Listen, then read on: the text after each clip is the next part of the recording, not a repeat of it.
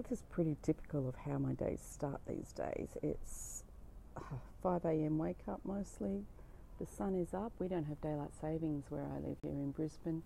I'm sitting out on my back deck. Dog next to me because she wakes up early too. Computer and some work to do. One of the things I'm working on today is some session planning and templates for professional development, mentoring. I've put out an offer. I want to do some more mentoring, really enjoy it. So I thought with the new year, it's a good time to invite people to do a professional development mentoring session with me to develop their plan for what they want to learn, how they want to learn it during the new year. Professional development template will also be a good tool to put in with the show notes for a podcast that I'm just finishing the notes for. I have my Learning Uncut podcast, and we're doing a professional development special which is out on the 8th of January, and I've got to get that done so that our producers can get all of the content up before we all break for Christmas. So I've started on the internet really doing just a bit of a warm-up. I've been pulling down examples of development templates. They're all pretty similar. I don't think it'd take me long to put together or adapt one I've already got. I want to update it though. They're all a bit staid. I want to make it a bit more modern.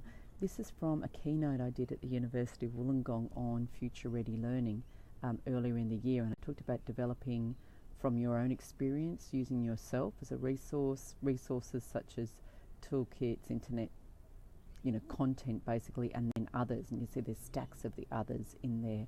So I want to bring something different to my work on this.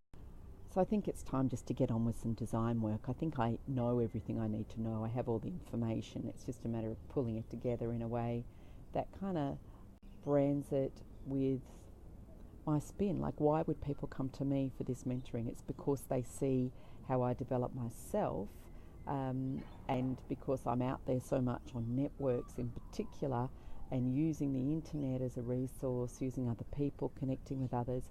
I think that's some of what I need to bring to the whole picture.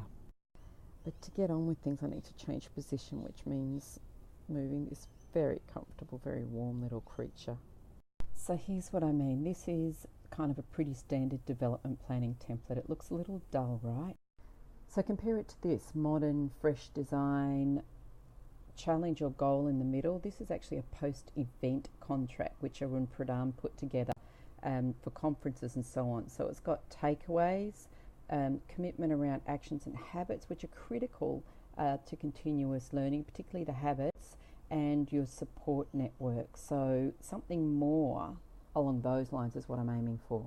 So I've made some progress. I decided to map it out on an A3 piece of paper, but I put it on sticky notes. I put the bits and pieces that I wanted to include on the development plan in sticky notes so I could move it around, and I'll show you what I've come up with. Big picture, here's what it looks like. I've got 9 chunks to the development plan. First of all, what's the goal? What's the development goal? Why is this important? I'm going to draw on Simon Sinek, who's got a very famous TED talk, and he's got books around the power of why, and this is all about creating motivation. This calibration piece is about creating motivation as well. It's about saying on a scale of 1 to 10, where are you now? And let's say in 3 months' time or 6 months' time, where do you want to be? Because that then frames a conversation of what will it take to get to that point. Then in terms of 3 ways of learning, we learn from our experiences. So what are you going to do? What projects are coming up? What things could you volunteer for? What projects could you create?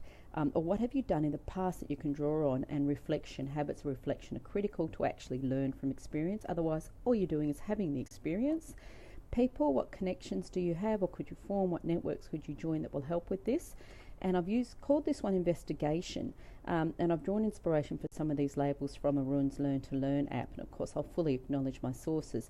So this is about what resources and courses will help to support the shift you're wanting to create. I just realised I've doubled up on reflection. I've got reflection down here as well, but I think it's so critical and so often missed. This bottom line is all about support mechanisms, so reflection, habits, and both who will hold you to account, and from a support perspective, what kind of mindset might you want to adopt. And I'm thinking of working with people to come up with some sort of little tagline or some mantra that will get them through whatever their biggest obstacles might be or keep them on track with this. Okay, so I think reflection is so important and so often overlooked that I'm actually going to keep it down the bottom here as a support mechanism. So I've added along the side here the what and why, the how, and the support foundations to help you achieve your goal.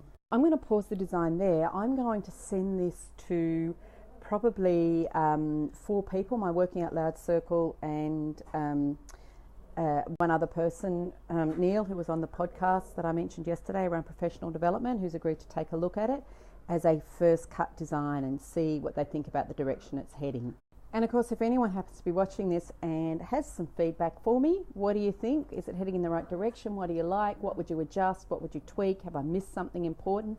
Let me know. Just had a flash of insight. Want to do 2 formats, kind of like a more structured format for text-based people, but then a mind map style format. Something along these lines for people who are more visual, and they could use pictures as well as words. Okay, Bella had an operation last week. She was desexed, and as you can see, she's recovering well. She's good company.